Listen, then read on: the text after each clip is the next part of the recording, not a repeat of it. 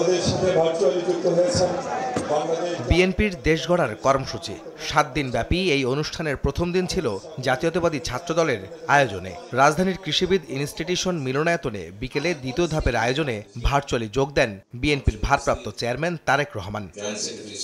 দেশ গড়ার প্রত্যয় নিয়ে দলীয় নেতাকর্মীদের দিক নির্দেশনা দেন দলের এই শীর্ষ নেতা। বলেন, স্বৈরাচারী সরকার জুলাই আন্দোলনে যেভাবে হাজার হাজার মানুষ হত্যা করেছে, ঠিক সেভাবে ৭১-এর মহান স্বাধীনতা যুদ্ধে দেশের লাখ লাখ মানুষকে হত্যা ও নারীদের সম্ভ্রমহানি করেছে একটি দল, যারা এখন নিজেদের পক্ষে ভোট টানতে মহান আল্লাহর সঙ্গে শিরক করতেও ছাড়ছে না।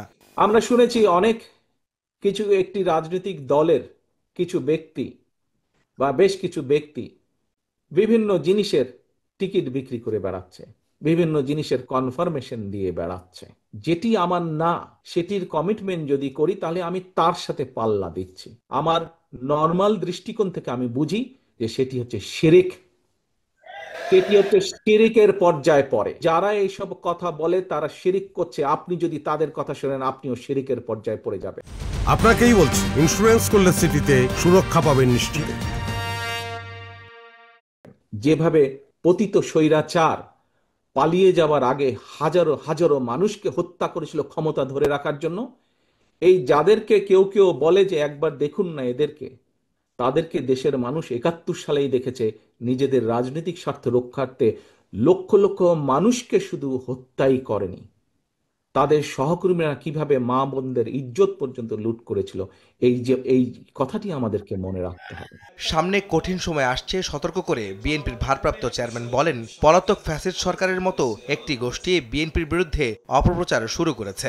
জনগণকে সঙ্গে নিয়ে সব ষড়যন্ত্র রুখে দিতে হবে। প্রত্যেকটি ক্ষেত্রে একটি অরাজকতা বিরাজ করছে।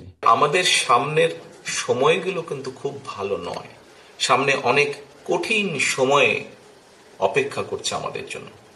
বিভিন্নভাবে বিভিন্ন রকম ষড়যন্ত্র বিভিন্ন জায়গায় হচ্ছে।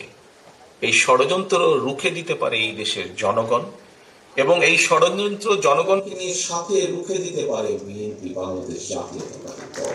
পলাতক যে স্বৈরাচার, তারা বিএনপির সম্পর্কে যেসব মিথ্যা প্রোপাগান্ডা ছড়াতো, আমরা ইদানিং লক্ষ্য করছি কিছু কিছু ব্যক্তি বা দল ঠিক একই সুরে গান গাইছে বা একই সুরে কতগুলো কথা বলার চেষ্টা করছে।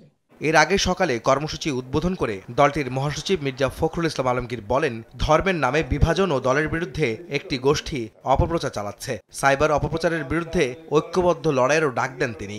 একটা গোষ্ঠী, একটা মহল ধর্মের নামে বাংলাদেশে একটা বিভাজনের পথ সৃষ্টি করতে চায়। আজকে একটা প্রবণতা দেখা দিয়েছে অত্যন্ত ব্যাপকভাবে বিএনপিকে একটা নেগেটিভ পলিটিক্যাল পার্টি হিসেবে দেখানো। বিএনপি বিভাজনের রাজনীতিতে বিশ্বাস করে না বলেও জানান বিএনপি মহাসচিব। এই অপপ্রচার। আহমেদ সালেহীন, সময় সংবাদ, ঢাকা।